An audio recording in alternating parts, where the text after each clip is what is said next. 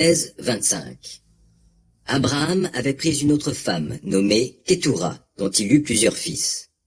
Zimran, Yokshan, Médan, Madian, Yishbak et Shua. Yokshan fut le père de Saba et d'Edan. De ce dernier descendent les Ashurim, les Letushim et les Léumim. Madian eut pour fils Epha, Épher, Enoch, Abida et Eldaa. Tous ceux-là sont les descendants de Ketura. Abraham donna tout ce qui lui appartenait à Isaac. Il fit des donations aux fils qu'il avait eus par ses épouses de second rang. Mais, de son vivant, il les éloigna de son fils Isaac en les envoyant à l'est vers un pays d'Orient. Abraham atteignit l'âge de 175 ans, puis il rendit son dernier soupir. Il mourut au terme d'une heureuse vieillesse, âgé et comblé, et rejoignit ses ancêtres.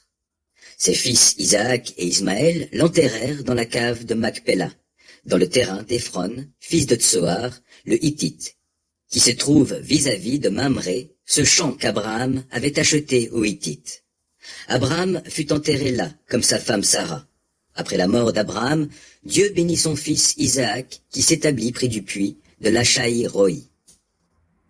Voici l'histoire de la famille d'Ismaël, fils d'Abraham, enfanté par l'Égyptienne Agar, servante de Sarah. Voici les noms des fils d'Ismaël par ordre de naissance. Son premier-né s'appelait Nebayot, puis viennent Kédar, Abbéel, Mipsam, Mishma, Douma, Massa, Hadad, Théma, Yétour, Naphish et Kedma. Tels sont les noms des fils d'Ismaël qui devinrent les chefs de 12 familles établis dans leurs villages et leurs campements respectifs. Ismaël vécut 137 ans, puis il rendit son dernier soupir. Il mourut et rejoignit ses ancêtres. Ses descendants se sont établis de Havila jusqu'à Chour, aux confins de l'Égypte, en direction d'Achour. Il vivait en hostilité avec tous ses semblables. Voici l'histoire de la famille d'Isaac, fils d'Abraham. Abraham eut pour fils Isaac. Celui-ci avait 40 ans quand il épousa Rebecca, fille de Bethuel, l'araméen de Padan Aram, et sœur de Laban, l'araméen. Isaac implora l'Éternel au sujet de sa femme, car elle était stérile.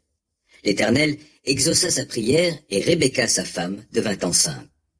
Des jumeaux se heurtaient dans son ventre, et elle s'écria « Si c'est comme ça, pourquoi en suis-je arrivé là ?» Elle alla consulter l'Éternel, qui lui répondit « Ils sont 2 peuples dans ton ventre, 2 peuples différents naîtront de toi. L'un des 2 sera plus puissant que l'autre, et l'aîné sera assujetti au cadet. » Quand le moment de l'accouchement arriva, il se confirma qu'elle portait des jumeaux. Le premier qui parut était roux, le corps couvert de poils comme une fourrure. C'est pourquoi on l'appela Ésaü, le velu. Après lui naquit son frère, la main grippée au talon d'Ésaü, et on l'appela Jacob, le talon. Isaac avait 60 ans au moment de leur naissance. Les 2 garçons grandirent. Ésaü devint un habile chasseur, qui aimait courir les champs. Jacob était d'un caractère paisible et préférait se tenir dans les tentes. Isaac avait une préférence pour Ésaü, car il appréciait le gibier, tandis que Rebecca préférait Jacob. Un jour, Jacob était en train de préparer une soupe quand Ésaü revint des champs épuisé. Il lui dit « Laisse-moi manger de ce roux-là, car je n'en peux plus. » D'où le nom Édom, le roux, qu'on lui donna. Mais Jacob lui dit « Alors vends-moi aujourd'hui même ton droit de fils aîné. » Ésaü répondit « Je vais mourir de faim, que m'importe mon droit d'aînesse. » Jacob insista « Promets-le-moi tout de suite par serment. » Ésaü lui prêta serment et lui vendit ainsi son droit d'aînesse. Là-dessus, Jacob lui servit du pain et de la soupe de lentilles. Ésaü mangea et but, puis se leva et s'en alla. C'est ainsi qu'Ésaü méprisa son droit d'aînesse.